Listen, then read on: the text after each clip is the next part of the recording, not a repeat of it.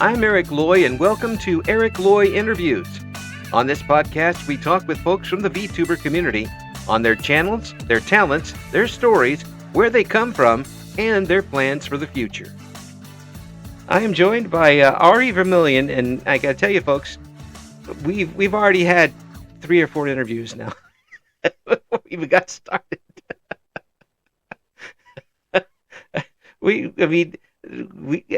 Do we have anything left to talk about? Shit, we should have been recording. No, some of that stuff we definitely should have been recording. just Oh, for sure, yeah. I'm just putting it out there right now. Aurie, thanks so much for coming on, and obviously we've been having fun, but we want to talk about your VTubing and how you got started with it. So let's start with there. First of all, thanks for coming on, and how'd you get started?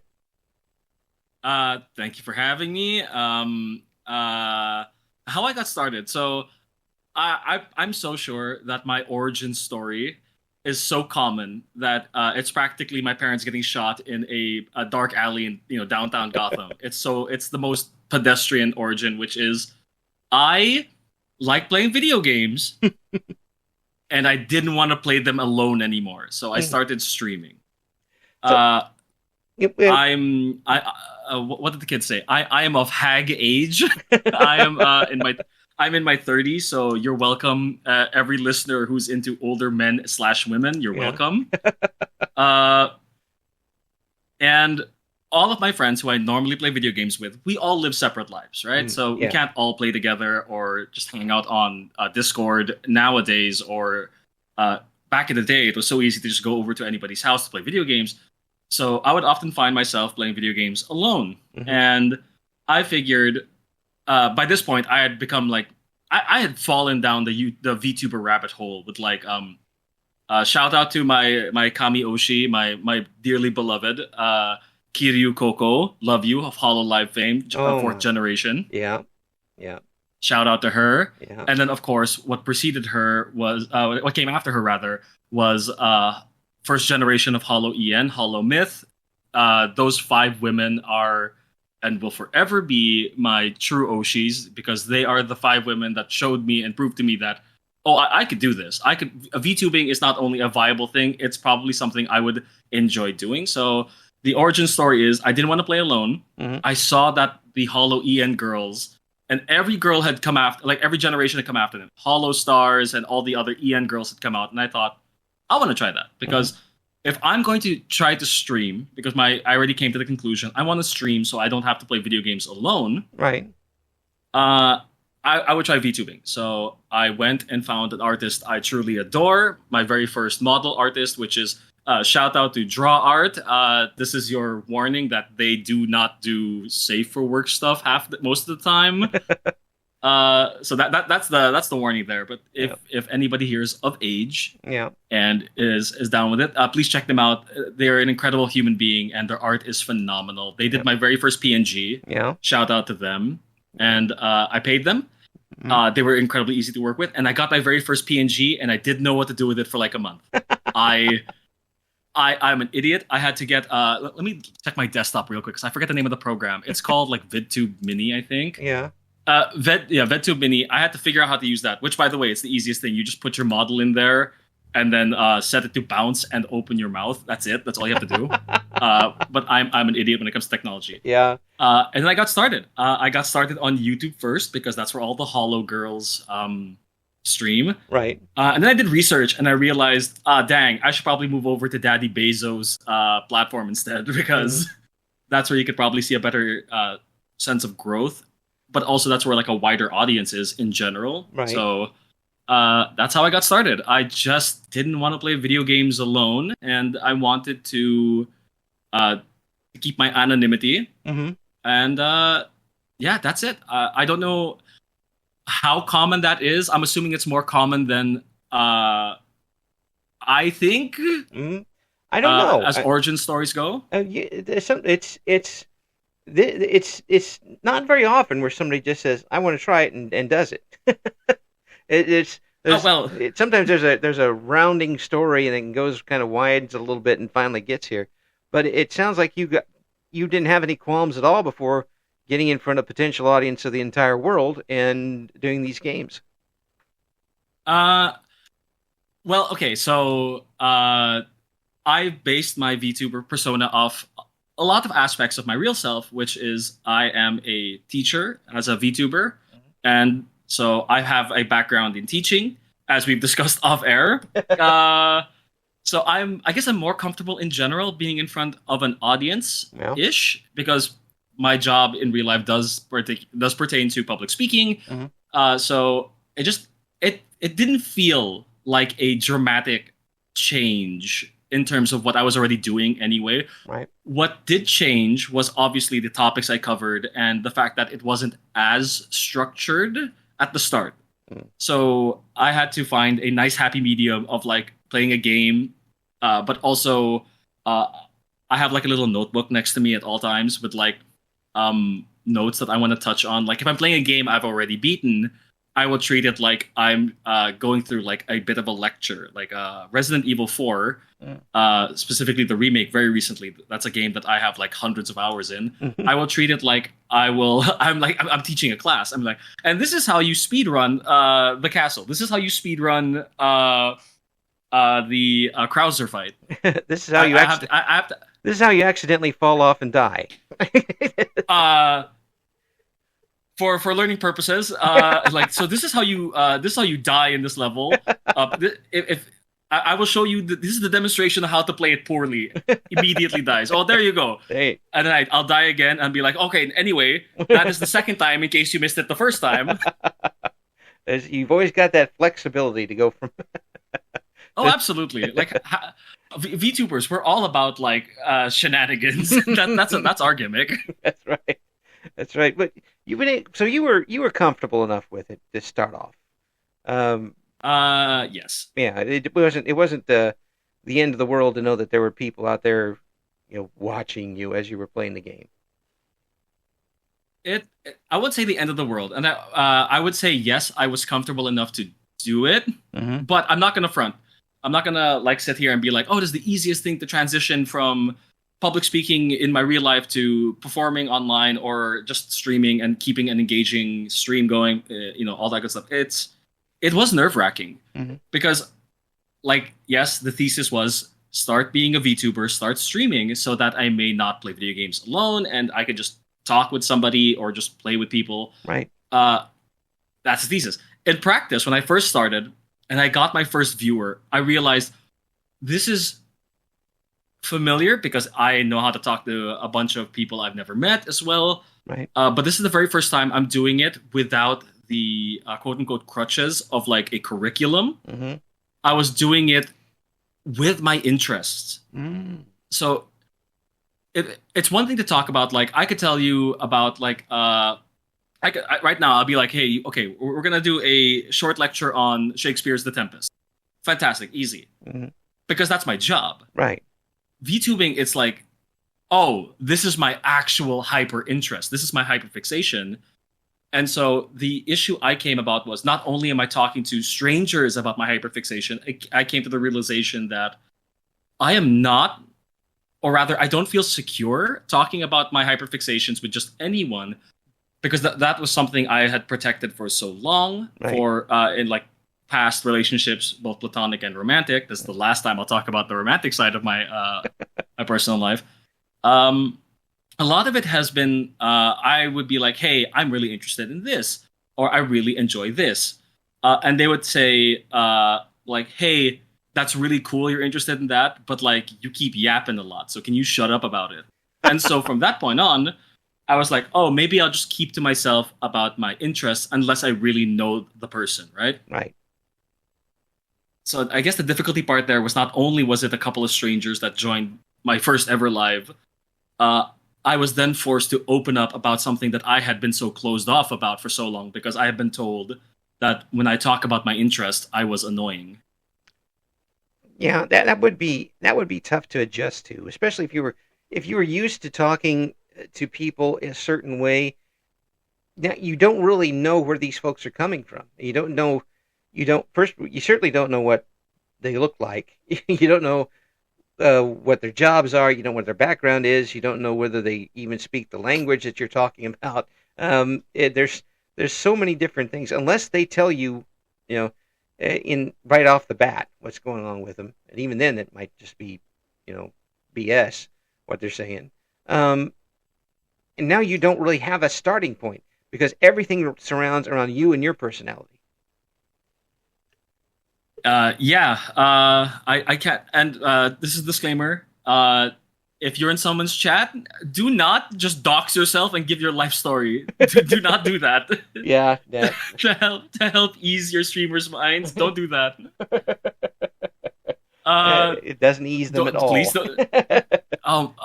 You know what? On Twitch, I've had the benefit of streaming for like 4 months on YouTube and the rest of this year on Twitch. Mm-hmm. YouTube is more unhinged.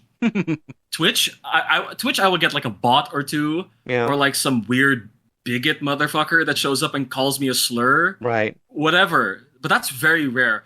On YouTube, I've had people straight up telling me, "This is my name, age, location. I am a minor. Can you say hi to me?" I'm like, "Why did you say that?"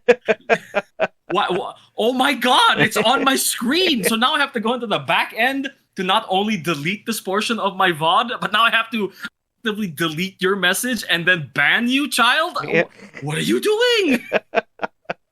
Yeah. What are you doing? It's a lot.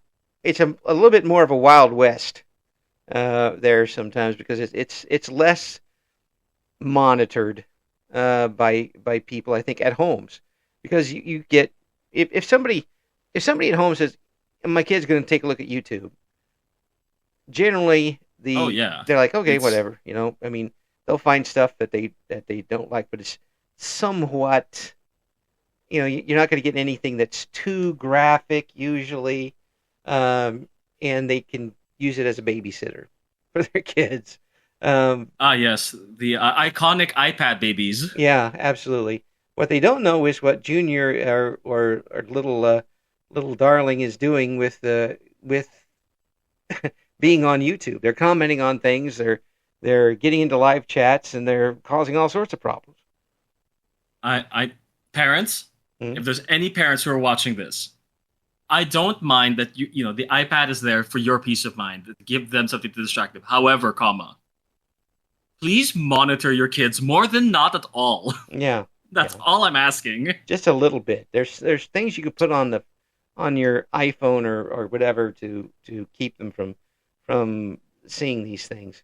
And the more you're honest with them about what you don't want them to see, usually they don't care that much. They're like, okay, there's plenty of other stuff to see. So they'll watch Minecraft. Just don't be overbearing about it. Mm. Be chill about it, because obviously, if you put this hard, fast rule of like, no, don't do this, don't do that, kids are going to get curious. Kids are curious by nature. Mm-hmm. So putting something as hard, fast as like, don't do this, and make it seem like it's this massive taboo, they're going to get curious. Mm. But if you're just more or less gently upfront, be like, hey, this isn't something you can do right now. You could just do this. You can do this when you're a bit older. Mm-hmm. Most kids, I think, are receptive to that. Mm-hmm. Yeah, and if you have that kind of trust, of course, being the age of the non-nuclear family now, it's tough to. I'm trying to put like 1970s things in the 2020s. It doesn't work very well. But if you have that kind of trust with the kids, it does make a big difference. Yeah, like you grew up in the in that nuclear family. I grew up in the whatever the fuck the 90s and the early aughts were. I don't know what the fuck that was for a hot second. Yeah, I call it the nuclear fallout family. Oh, that's a good one though. Yeah, because we were coming out of the baby boomer stuff and the nuclear family concept. Mm-hmm. We were coming out of it where it was like this more radical sort of like hyper anti-establishment, whatever that the 60s, 70s, and 80s that we're all clearly building up to, all for it to culminate in the most everything has to be corporate in the 90s sort of vibe. Yeah, and that follows true with some folks who are trying to be VTubers. I mean, we talked a little bit about, because we talked a little about everything before we started. Oh yeah, no, and we're doing it again. Like, right now we're going into like and all sorts of tangents. So there's more the tangents. zeitgeist in the decades. But the VTubers some of them come on and they, you told me before you kind of watched the Bisojos, not Bisojo, Hololive, and Yes. them come on. And if you want to be somebody that is in that particular organization, there is a lot of things that you're going to have to sacrifice to do that. I hope you realize that, folks. Yeah. It's It's the idol culture there is nothing that Americans really have to deal with for the most part. Absolutely not. No. The best bet if you decide you want to join a corpo that doesn't have to deal hyper specifically with the traditional, what I would say is now the stereotypical like operating procedure, the standard SOP for the standard operating procedure, the SOP for what a VTuber is, and like you look at the Hollow Girls, they are Japanese idols first and foremost. Yeah. They have a strict guideline to follow. There's a strict schedule. They're one of the major corpos that you have to go into a dance studio to learn how to dance because you have a concert coming up in a few months. You have to learn how to sing because for the most part you might be required to join a like a group song or whatever. So it is being indie like I am now. I'm not worried about like singing. I'm not worried about dancing. I'm just worried about the streaming and video game aspect of it. Yeah.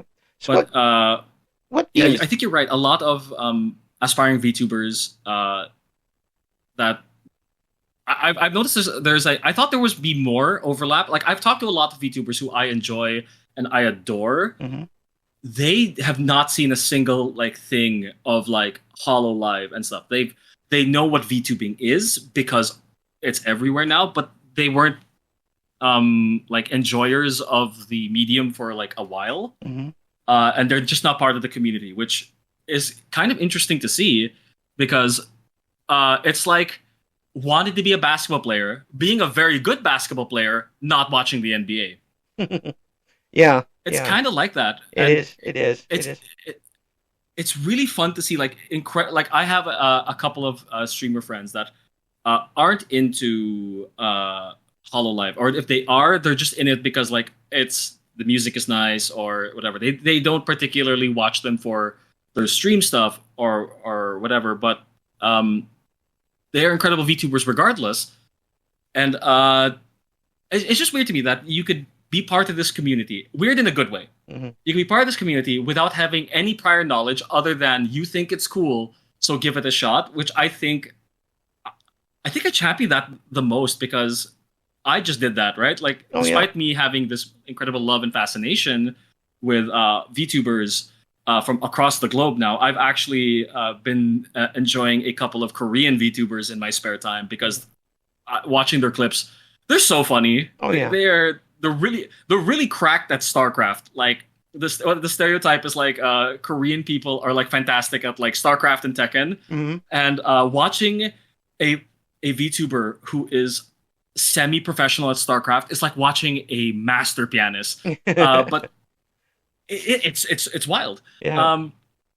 But the more and more I think as we go on with like VTubing as like this new industry standard or part of the new industry standard of like this is a viable way to stream now, right? Where people can protect their identities and then express themselves in ways that a normal what we call flesh tubers don't get to do. It's interesting to see how many of them are coming from a background of, I only ever heard about the thing, but I've never actually partaken or enjoyed the thing. Outside of now that I'm part of the thing, I have to now be aware of what's going on around me. So right. But with that's such a fresh perspective. With that, and you mentioned it right at the end, fresh perspective. With that comes, I imagine, innovation, because it's not just the same old way of doing things. They're looking at it from a different angle. Maybe they try something different and it works better. Oh, you're absolutely right. Just like baseline example, the simplest example is when you look at like traditional VTubers like me now, with like my live 2D model and stuff, and like even if you think back to like the OG VTubers like Kizuna Ai, who have their 3D models, people are now running with like very strange concepts or like ways to present themselves. Like there's now a distinct difference between what a PNG tuber is and a GIF tuber, which is instead of using a regular PNG model that you have two pictures, maybe three with eyes closed, mouth open, and stuff like that. Yeah. You have full on GIFs that replace the model and that are already sort of animated. It's that nice little bridge between the PNG and the live 2D model. Mm-hmm. But that's just a very low level. I'm talking like you now have models that are so out there with like their designs and concepts that like traditional VTubers dictate that you would be like a pretty boy, a pretty girl, or pretty they them, whatever the case may be, right? So that you could appeal to that waifu / husbando culture that that has that's circulated throughout all of VTubing history and all of anime. Just a little bit through the history of just a little bit. Not like it's not like half of the VTubers are like big titty hot mommies or like super pretty boys. Yeah, I'm hyper guilty of this. Don't worry about it.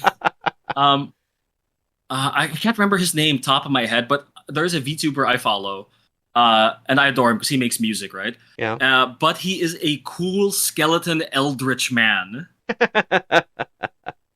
and you have some of these cool high concept things that I don't think you would have gotten if this person was as like hell bent on enjoying Hololive the way I was. Right. Clearly, I fit into the archetype of the not say normal, but like the standard VTuber of like pretty person or pretty model going off doing things, and then you have like the eldritch horrors, which I'm like, oh fuck! I wish I had a modicum of your creativity because holy shit, that is so cool. Yeah, and you do see.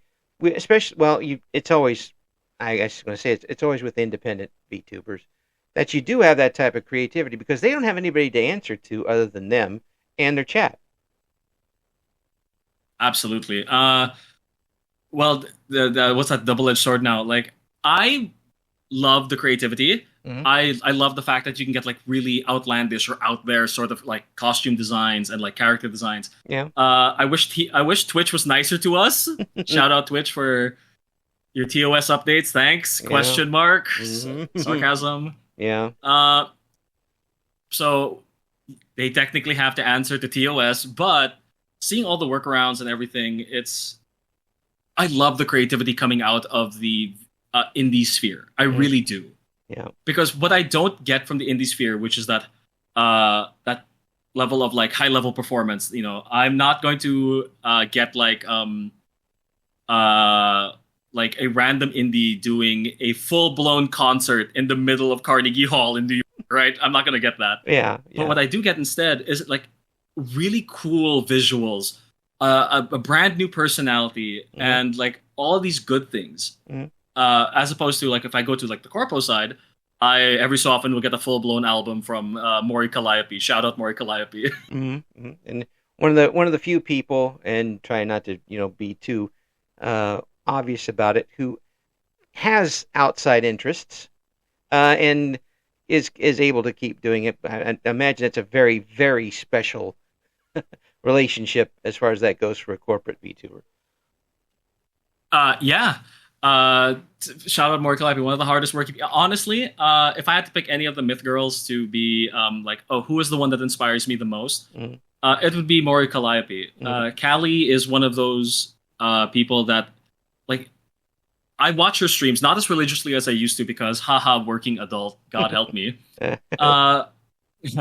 Stupid life. Oh yeah, life. What a pain in the ass. Yes. Watching her work and seeing her work herself to the bone. So, Callie, if you ever find yourself watching this by some miracle, stop, take a break sometimes. That'd be nice. Her work ethic drives me. Like, there are days where I'm so burnt out. Like, I work 8-hour, 9-hour days, maybe 10 hours sometimes. And I come home, and by the time I come home, it's like, it's 45 minutes to showtime. Yeah. And I think to myself, damn, maybe I shouldn't stream tonight, or maybe I'm too burnt out, or maybe I'm too tired. Yeah. And I immediately, as I'm making my evening dinner or whatever the hell I'm doing before stream, I like watch a Callie clip, or I turn on one of her streams, and just seeing her work that hard and talk about how she's like, Like I'm in the booth maybe 6 out of the 7 days of the week, and then after the booth I head straight to the studio to work on choreo, and then I plan the next big collab and everything. I'm like, you know what, that is an incredibly strong work ethic that inspires me. So Yeah. I look at that, I'm like, I want to try doing that. If I'm burnt out, if I really can't, I will take a break. I recently just came off a hiatus, which was supposed to last much longer than it did. couldn't It stand was. it. Couldn't stand it. I couldn't stand it. Oh No. my god. I was like, I'm gonna go on a hiatus for like a month. Yeah. And day 3, I went on hiatus. I finished my stream and went announced my hiatus on a Friday. Saturday, Sunday, no problem, because I don't stream on those days. Back then, I didn't stream on those days. It was when I got to next week's Wednesday that I'm like, I am now itching. I'm like, oh, fuck me. Oh, I miss it. Like, I'm getting bed rest. I'm getting sleep. I'm sleeping at normal hours again. Yeah. I can still play video games, but I'm itching. Like, I could be in my room, right? After all my work is done. I have like a glass of scotch next to me. I'm just relaxing, vibing. And then I'll it's, oh my god. I'm like, I'll be playing like Resident Evil. Yeah. Descendant. Shout out the first Descendant, or something. And no one's watching. Right. And I'll be like, oh my god, chat, did you see that? And I look over to my other screen and there's no one there. I'm like, oh no, the brain rot is so real. I want to stream. That's it. You just think about it, and the glass in your hand starts rattling a little bit. I'm like, oh yeah. I'm like, oh no. Jeez. Must get back. Must get back. I know. So I went on the hiatus because it felt like I was forcing myself to stream. I left the hiatus because it felt like I was forcing myself to take a break. You can't win for losing when it comes to that right now. It lasted like tops 6 days. I thought I'd be gone a month. But that Friday, the week after, a legendary video game from my childhood was making a comeback, Dragon Ball Sparking Zero. And I was like, you know what? I'm going to play this game. No matter what, hiatus or not, I'm playing this game. I'm excited. I had pre-ordered it and everything. I had waited 17 motherfucking years for this game. But I was thinking, like, oh, it's going to be so cool. It has all these new features. And, like, there's the whole thing where people can upload their own custom stories with, like, the Dragon Ball characters, and I can play them. And then my brain went into full-on content mode, and I could not shake the itch to be like, I want to make a comeback. I want to make a comeback, and it's going to be Sparking Zero. Oh my fucking god, it's going to be Sparking Zero. And it was. It was. I made my comeback like about 1 week later, that same Friday, I made my comeback. Yeah. And like, everyone's like, oh yeah, wow, what a hiatus. You had some of us crying when you were saying goodbye, only for you to come back 7 days later. Like, Aurie, please make it worth the tears. I'm like, it's worth the tears. I mean, they were real, right? Yeah, Question mark. Yeah, that was you were sad, and I'm here now because you were sad, and I don't want you to be sad anymore. That's the reason. All right, see, again, VTubers, very shifty, very gimmicky. That's right. We'll toy with your emotions. Please be parasocial. I'm kidding. Don't do that. No. In hindsight, the thing I learned from that was to recognize when a true hiatus is needed. Because, like I said, I took a hiatus for like 7 days, when in reality it was just a break. It was just a week-long break. And I learned the weight of the word hiatus, because I make the joke that they were crying and that they were sad. Like, they were. They really were. Yeah. Well, and they're relying on you now. I didn't realize how much I loved my community and how loved I was with my community until I announced my hiatus. And I now will forever regret announcing that hiatus and going on that hiatus when I should have recognized it was just going to be a break. Yeah. I didn't want them to worry. I really thought that because at the time I was like suffering, I was going through like a really bad bout of depression. And I was already toying with the idea of like graduating and leaving streaming altogether. Right. I was toying with that idea. That's how deep into it I was. Wow. So I thought, at the very least, a hiatus would give me like real room and time to think. No matter how long the hiatus is, no one's going to expect me to come back and all of that. But in hindsight, if only I had sat down with myself a bit longer and recognized that what I needed was a break and not an indefinite break, I think I could have spared everybody a bit of heartache and a bit of trouble and a bit of time. Yeah. I could have spared myself this level of regret, which I still, I still have because I feel bad. I feel really bad. Like the well wishes and everything I got in my own personal Discord and on Twitter was like really heartwarming and nice. So while I do not regret coming back, I both laugh and cringe on the inside, thinking of all the sweet things that were said to me. I laugh. I cringe because I'm like, oh my god, what did I do? Why did I do this? I put them through unnecessary pain. And then I laugh because the absurdity of it all. Oh, I'm so melodramatic. I'm gonna leave. I might never come back. I'm toying with the idea of graduating and not returning. 7 days later. Anyway, chat, what's up? I'm back. Hey, what's up? Seriously though, what you can take from this, and I'm sure the chat took from it too, is now you know for sure. I mean, it's what these people are doing, and that when they enjoy coming for you, the personality that it's not necessarily for the games that you're playing or anything else. They're coming for you, and they realize that they are coming for you too. And they care enough about you that they want you to come back and be healthy and be with them. It's kind of a realization on all sides. It truly was. Like, look, I'm as dumb as they come, right? I am as thick-skulled and thick-headed and stupid as they come, right? Mm-hmm. Prior to the hiatus, I had gone on a long-ass, month-long subathon for September. And that was everyday streaming, like 2 hours bare minimum each stream, except for the one time, but that's more to do with the blackout in my area because a bird flew into a power box. That was hilarious. I know. And I definitely that was my very first subathon, and I clearly burnt myself out, and I needed the rest. Right. But it was like I should have known that I was appreciated. Like I think all VTubers have this. Look, VTubers, I'm calling us out. Okay, I'm gonna out us right now. A lot of us have self-worth issues. I'm gonna be fucking real. Oh yeah, imposter syndrome type stuff, and oh yeah, like hell yeah, a lot of us do have that, and for all of us. It's a funny joke sometimes, but I want to tell you all that as a VTuber who has it, I see you still, and I love you all, and you are not the fake, you are not this terrible fake human being you've thought yourself to be. You are a genuinely real human being. Your viewers do love you. They care about you. They love your work and everything. Whether it's 2 viewers, 1 viewer, 1,000 viewers, 100,000 viewers, whatever the case may be, people watch you for you. So please learn to love yourself the way that they love you. At the very least, that's a lesson I've recently had to learn, and I'm still learning. And I wish I had learned it during the subathon when I did. So I did the subathon because I wanted to. My dog, my little fur baby, love him. Yeah. Needed surgery, so I thought, well, September. Everything's discounted. It's a great time to try not only to cut my teeth on the subathon, but also to help raise money for my baby boy doggo. Because medical bills, no matter where you are in the world, unless you're in Europe or Canada, are not guaranteed to be paid. So hilarious. Nope. And what more for an animal, right? Right. So I did that, and the outpouring of love and like just love and care for like me and for a dog they've never met. Wow.